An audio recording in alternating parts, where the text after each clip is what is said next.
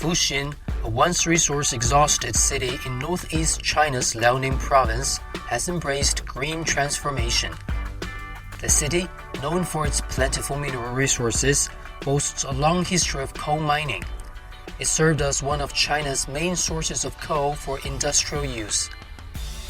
Later, this major energy provider suffered exacerbating resource depletion and environmental pollution. In 2001, Foshin was listed as China's first resource-exhausted city to undergo pilot transformation. Since then, the local government has been seeking ways to rejuvenate the old mines.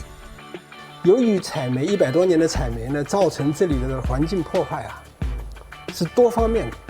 那我是把这个东西当做一个系统工程来处理。我分成5个板块：矿山的环境治理、土壤的治理、水的治理、大气的治理以及固体废弃物的治理。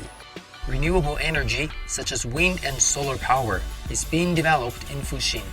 The installed capacity of new energy has reached 2.81 million kilowatts, accounting for around one-third of the total in Liaoning province.